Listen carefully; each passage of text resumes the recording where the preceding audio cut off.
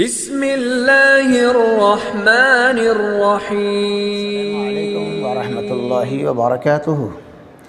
الحمدللہ وکفی وسلام علی عبادہ الذین اصطفی، اما بعد۔ عن انس رضی اللہ عنہ قال قال رسول اللہ صلی اللہ علیہ وسلم کل بنی آدم خطاؤون خیر الخطائین التوابون، رواہ ترمذی۔ حضرت انس رضی اللہ تعالیٰ عنہ کہتے ہیں اللہ کے نبی صلی اللہ علیہ وسلم نے ارشاد ہے کل بنی آدم خطاؤن، کہ اولاد آدم کل کے کل خطاوار ہے، یعنی جتنے بھی اس دنیا میں انسان ہیں تمام کے تمام انسان خطاوار ہے۔ اور اللہ کے نبی صلی اللہ علیہ وسلم یا خیر الخطائین التوابون، سب سے بہترین خطاوار گناہگار وہ بندہ ہے جو گناہ کرنے کے بعد اللہ کی طرف رجوع کرے، وہ فوراً توبہ کر لے۔ اس حدیث پاک سے پتہ یہ چلا کہ دنیا میں کوئی ایسا انسان ہے ہی نہیں انبیاء علیہ السلام کے علاوہ، چونکہ انبیاء علیہ السلام معصومین خطا ہے، ان کے علاوہ سارے لوگ خطاوار ہیں۔ اور قرآن مقدس کے اندر اللہ تبارک و تعالیٰ نے واضح بھی کر دیا والذین اذا قالوا فاحشۃ او ظلموا انفسهم ذکروا اللہ واستغفروا لذنوبہم، کہ جب مومنوں سے مسلمانوں سے گناہ کے کام سرزد ہو جاتے ہیں، والذین فعلوا اذا فاحشۃ او ظلموا انفسهم، یا اپنے آپ پہ ظلم کر لیتے ہیں، فاستغفروا اللہ، تو اللہ سے استغفار چاہتے ہیں، وَمَن يَغْفِرُ الذُّنُوبَ إِلَّا اللَّهُ، اور کون ہے جو اللہ کے علاوہ گناہوں کو معاف فرما دے، وَلَمْ يُصِرُّوا عَلَىٰ مَا فَعَلُوا وَهُمْ يَعْلَمُونَ، اور جان بوجھ کر وہ کسی گناہ پر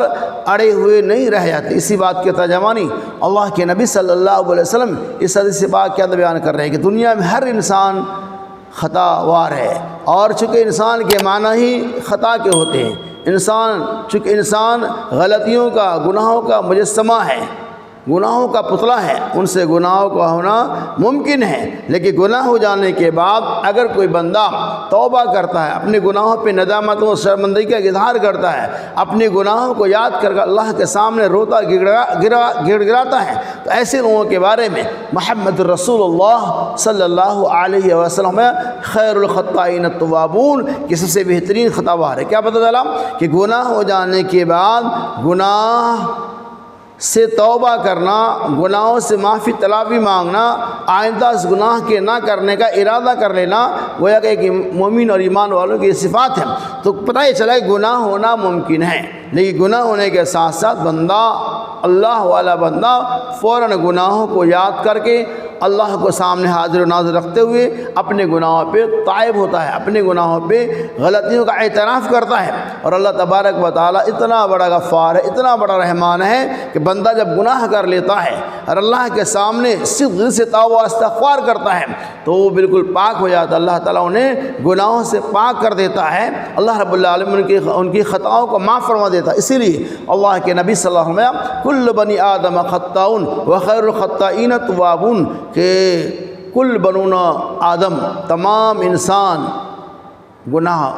گار اور خطاوار ہے، سب سے بہترین خطاوار وہ ہے جن سے گناہ ہو جائے تو فوراً وہ اپنے گناہوں کو یاد کر کے توبہ و استغفار کرتا ہے، اور اللہ تعالیٰ ایسے لوگوں کی توبہ و استغفار کو بھی قبول فرماتا ہے۔ ایک حدیث پاک کے اندر حضرت سعید خدری رضی اللہ تعالیٰ عنہ کہتے ہیں اللہ کے نبی صلی اللہ علیہ وسلم نے مومن اور فاسق، مومن اور کافر کے گناہوں کی مثال دیتے فرمایا کہ بندہ مومن سے جب کوئی گناہ کا کام ہوتا ہے تو وہ یہ سمجھتا ہے کہ اس کے اوپر کوئی پہاڑ جو ہے نا ٹوٹ پڑا ہے، کوئی پہاڑ گرنے والا ہے، اور فاسق اور فاجر سے، کافر سے جب کوئی گناہ کا کام ہوتا ہے وہ یہ سمجھتا ہے کہ ان کے ناک پہ مکھی بیٹھی ہے، وہ اسے اڑا دیا۔ تو پتہ یہ چلا کہ اہل مومن،